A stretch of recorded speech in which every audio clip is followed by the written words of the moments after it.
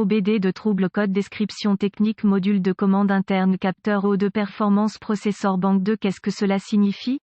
Il s'agit d'un code d'anomalie de diagnostic (DTC) du groupe motopropulseur générique et s'applique généralement aux véhicules OBDII. Cela peut inclure, mais sans s'y limiter, les véhicules de Ford, Mazda, Smart, Land Rover, Dodge, Ram, etc. Bien que génériques, les étapes de réparation exactes peuvent varier selon l'année, la marque, le modèle et la configuration du groupe motopropulseur. Lorsqu'un code P064E est enregistré, cela signifie que le module de commande du groupe motopropulseur (TCM) a détecté une erreur de performance du processeur interne avec le circuit du capteur d'oxygène chauffé parenthèse ouvrante HO2S pour le groupe de moteur 2. D'autres contrôleurs peuvent également détecter une erreur de performance PCM interne avec le circuit HO2S pour la banque 1 et entraîner le stockage d'un P064E. La banque 2 désigne la banque du moteur qui ne contient pas le cylindre N-1. Le HO2S est composé d'un élément de détection de dioxyde de zirconium et d'une minuscule chambre d'échantillonnage enfermée dans un boîtier en acier ventilé. L'élément de détection est connecté au fil conducteur du faisceau de câble HO2S avec de petites électrodes en platine. Le faisceau de câble HO2S est connecté au faisceau de commande du moteur qui fournit au PCM des données relatives au pourcentage d'oxygène dans les gaz d'échappement du moteur par rapport à la teneur en oxygène de l'air ambiant. Le capteur HO2S en amont est situé dans le tuyau de descente d'échappement, entre le collecteur d'échappement et le convertisseur catalytique. La méthode la plus courante pour y parvenir consiste à insérer le capteur directement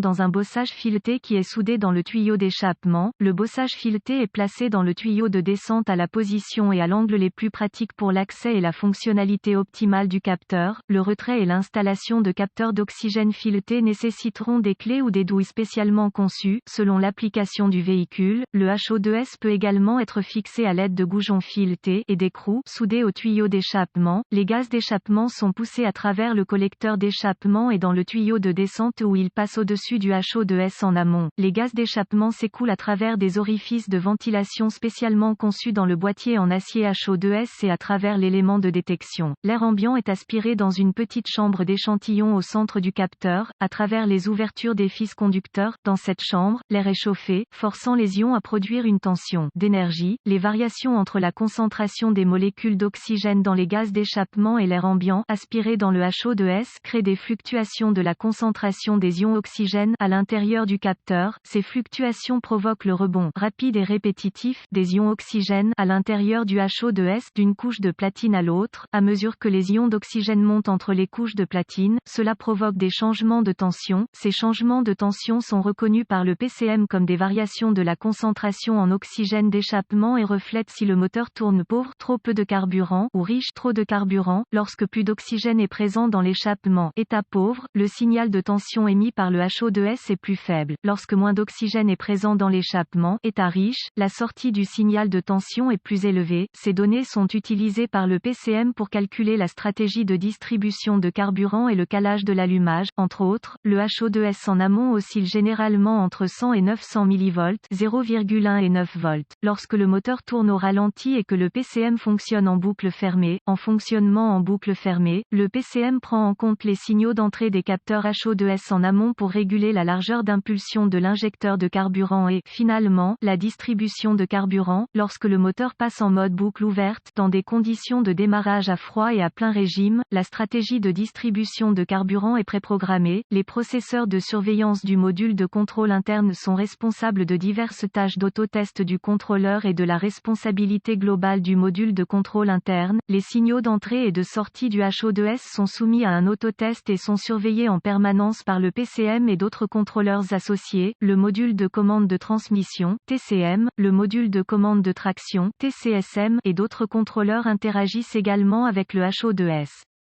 Chaque fois que le contact est mis et que le PCM est sous tension, les autotests HO2S sont lancés zen plus d'exécuter des autotests internes du contrôleur. Le réseau de zones de contrôleur CAN compare également les signaux de chaque module individuel pour s'assurer que chaque contrôleur fonctionne correctement. Ces tests sont effectués simultanément. Si le PCM détecte une anomalie interne dans la fonctionnalité HO2S, un code P064E sera enregistré et un témoin indicateur de dysfonctionnement 1000 peut être allumé. De plus, si le PCM PCM détecte un problème entre l'un des contrôleurs embarqués, ce qui indiquerait une erreur interne HO2S, un code P064E sera stocké et un voyant de dysfonctionnement 1000 peut être allumé. Plusieurs cycles de défaillance peuvent être nécessaires pour l'éclairage 1000, en fonction de la gravité perçue du dysfonctionnement. Photo d'un PCM avec le couvercle retiré. Quelle est la gravité de ce DTC?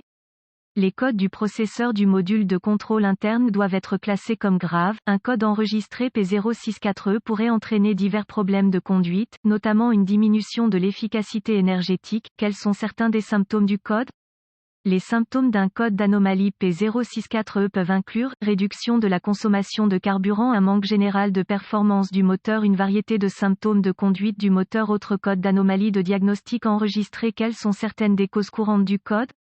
Les causes de ce code DTC P064E peuvent inclure contrôleur défectueux ou erreur de programmation, défaut HO2S, conditions d'échappement riche ou maigre, câblage ou connecteur brûlé, écorché, cassé ou déconnecté, fuite d'échappement du moteur, un mauvais relais d'alimentation du contrôleur ou un fusible grillé, circuit ouvert ou court-circuité ou connecteur dans le faisceau CAN-masse du module de commande insuffisante. Quelles sont les étapes de dépannage du P064E?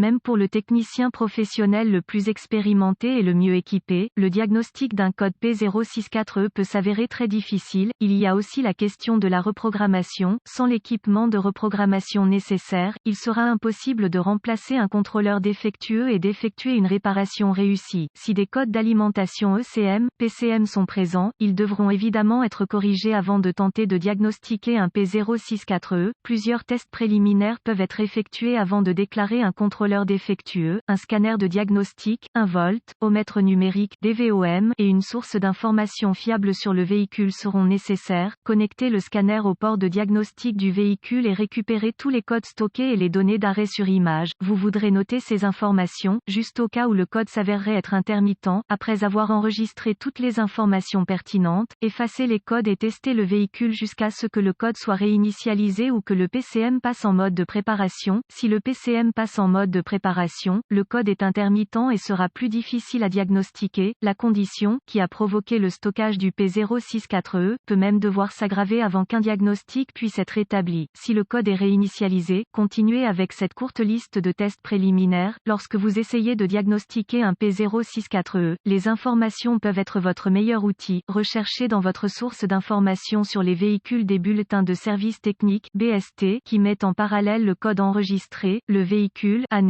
marque, modèle et moteur, et les symptômes présentés. Si vous trouvez le bon BST, il peut fournir des informations de diagnostic qui vous aideront de manière importante. Utilisez votre source d'information sur le véhicule pour obtenir des vues de face de connecteurs, des diagrammes de brochage de connecteurs, des localisateurs de composants, des schémas de câblage et des organigrammes de diagnostic liés au code et au véhicule en question. Utilisez le DVOM pour tester les fusibles et relais d'alimentation du contrôleur. Tester et remplacer les fusibles grillés au besoin. Les fusibles doivent être testés avec le circuit chargé. Si tous les fusibles et relais semblent fonctionner comme prévu, une inspection visuelle du câblage et des faisceaux liés au contrôleur s'impose. Vous voudrez également vérifier les jonctions au sol du châssis et du moteur. Utilisez la source d'information de votre véhicule pour obtenir des emplacements au sol pour les circuits connexes. Utilisez le DVOM pour tester l'intégrité du sol. Inspectez visuellement les contrôleurs du système pour détecter des signes d'eau, de chaleur ou de dommages par collision.